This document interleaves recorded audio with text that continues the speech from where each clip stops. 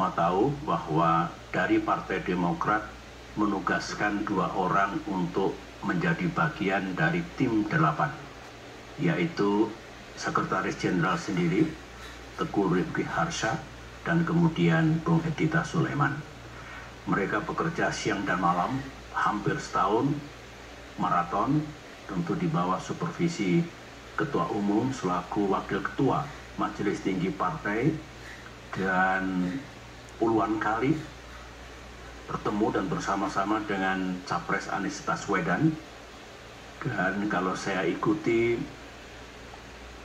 kerja ini tidak mudah, banyak sekali hambatan dan tantangan, tetapi belakangan kelihatan progres yang memberikan harapan sebelum kandas dan terhempas 3 hari yang lalu.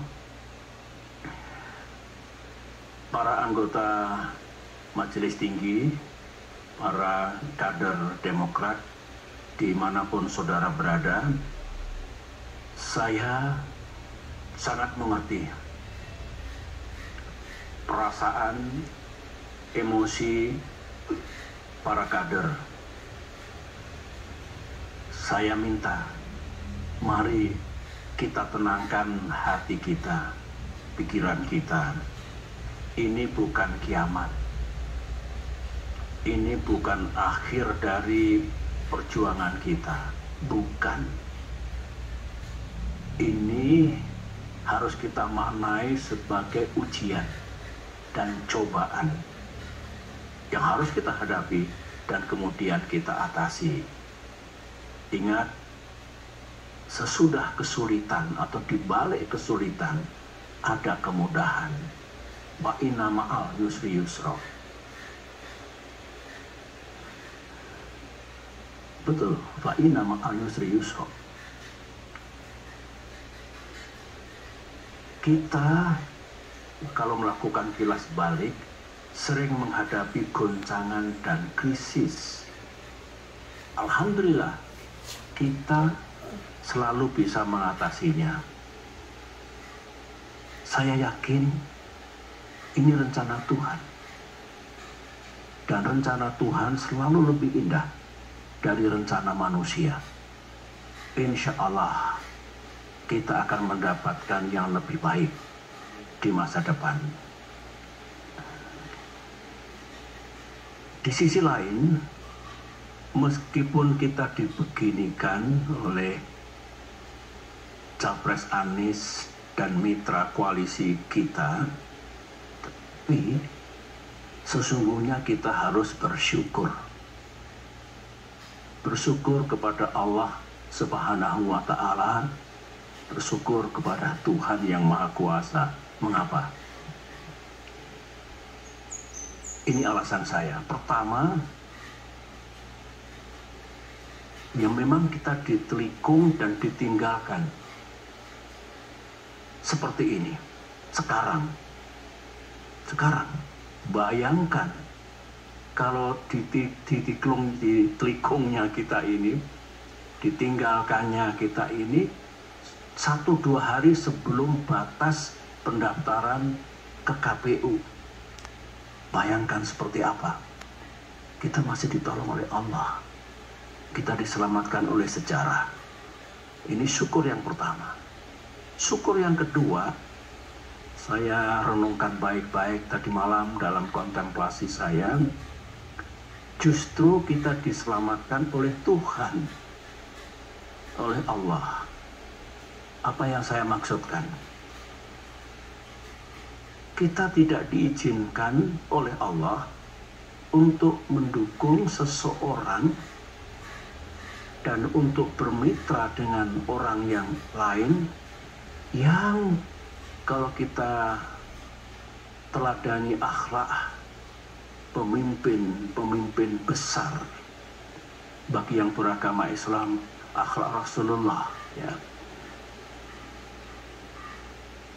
Yang kita rasakan sekarang ini, mereka tidak sidik, tidak jujur, tidak amanah, berarti tidak bisa dipercaya dan mengingkari hal-hal yang telah disepakati. tidak memegang komitmen dan janji-janjinya. Nah, sekarang saja tidak sidik, tidak amanah, tidak memegang komitmennya, bagaimana nanti kalau menjadi pemimpin dengan kekuasaan yang besar, ya akan diapakan? Saya kira kalau kita renungkan ini, kita ambil hikmahnya, kita dibebaskan dari dosa yang mungkin akan kita pikul kalau kita masih berada bersama-sama mereka itu dan mengusung seseorang untuk menjadi pemimpin bangsa Indonesia.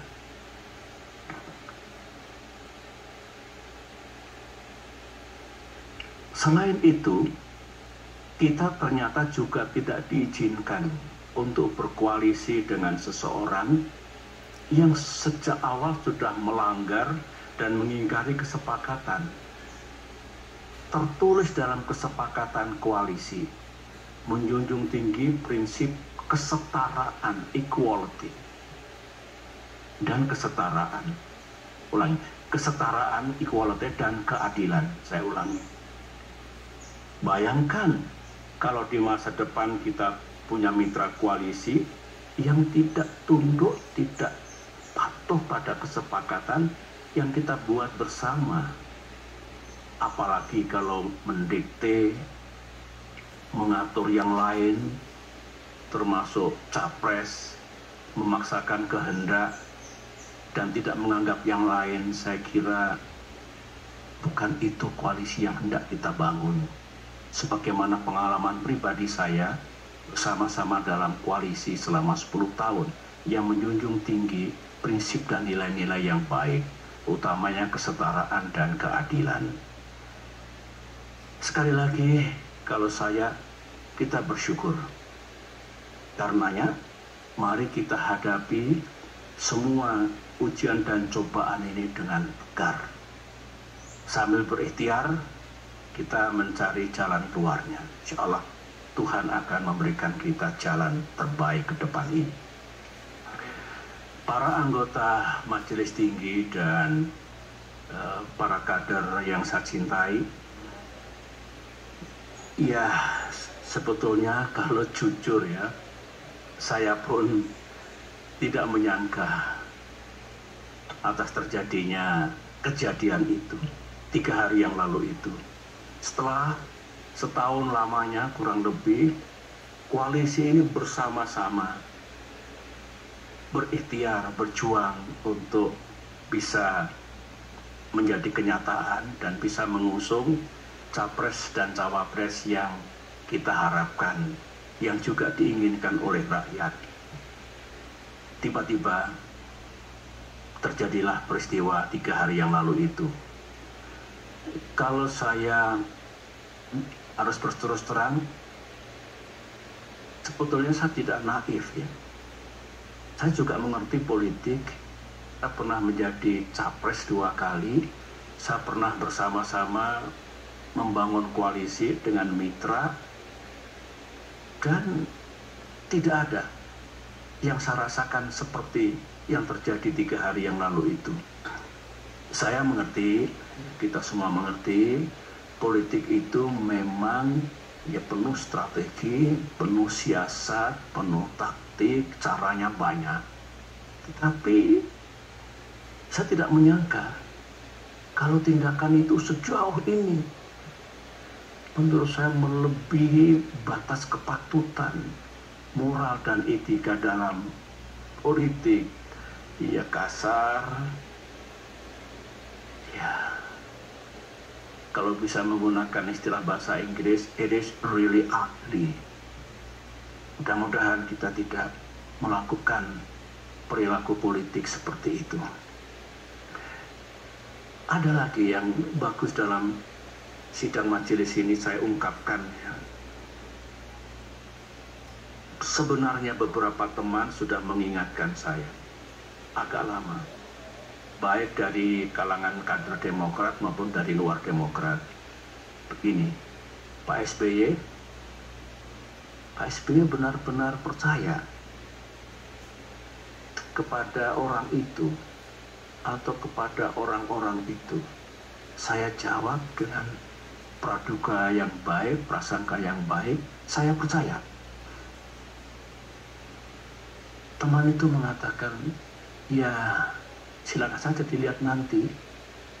Yang penting saya sudah mengingatkan. Nah, kalau saya ingat kembali, yang diingatkan teman-teman itu lebih dari satu.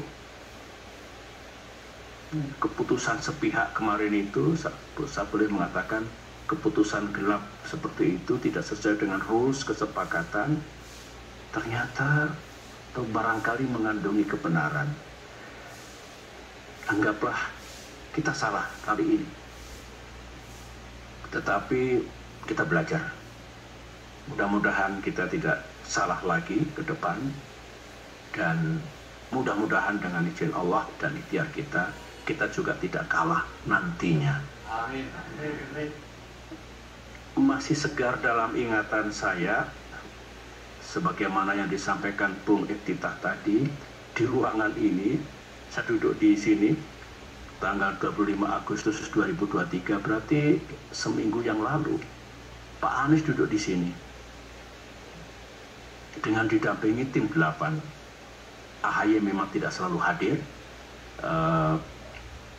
Anies menyampaikan kepada saya, didengar oleh semua, bahwa awal September ini, berarti hari-hari sekarang ini, akan mendeklarasikan koalisi ini dalam kapasitasnya sebagai capres.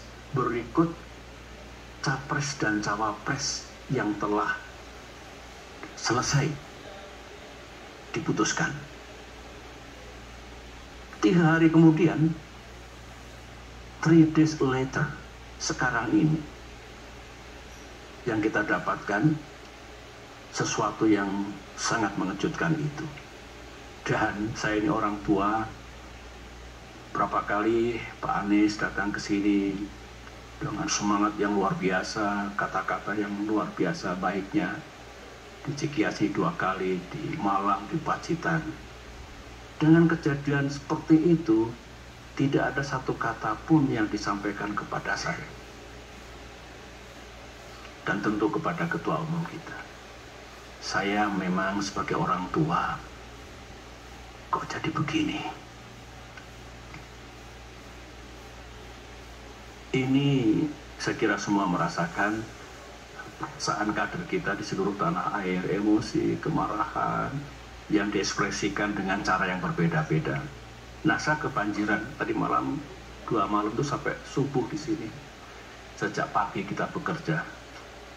Pesan datang dari mana-mana, baik dari kader maupun non-kader, dan rata-rata memang emosional, ya. Ya, saya paham lah. Dan sekian banyak ribuan saya kira yang merespon, yang memberikan message itu. Ada 2 yang menarik bagi saya. Ini kata-katanya kurang lebih seperti ini. Aku tahu politik itu memang banyak akalnya, tapi tak kusangka buruk banget ini. Korbannya AHY dan Demokrat. Begitu. Ada lagi komentar, ini Demokrat kena prank dari musang berbulu domba. Terus saya kok ingat, musang berbulu domba, ini kan peribahasa yang lama ini. Ingat saya kira waktu kita sekolah di SD, SMP, pernah belajar banyak sekali peribahasa. Tapi musang berbulu domba itu di depan bersikap baik, manis, lembut, penuh persahabatan. Tapi di balik itu kalau kita lemah dan lengah, ini lengah ini, kita akan dicaplok dan dimakan sampai habis. Peribahasa, musang bukan orang. Nah, mungkin tafsirnya ya kita ditelikung dan seperti itu ya, seperti peribahasa ini. Saudara-saudara, saya mengajak pada forum yang penting ini dengan tenang dan dengan menggunakan akal sehat, pikiran yang jernih, mari kita telaah mengapa semuanya ini harus terjadi? Dan kita rasakan, kita alami, kita pikul.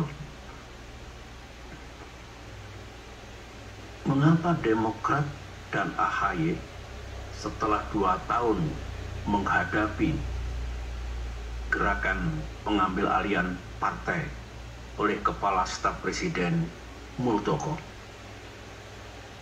harus mengalami yang begini lagi?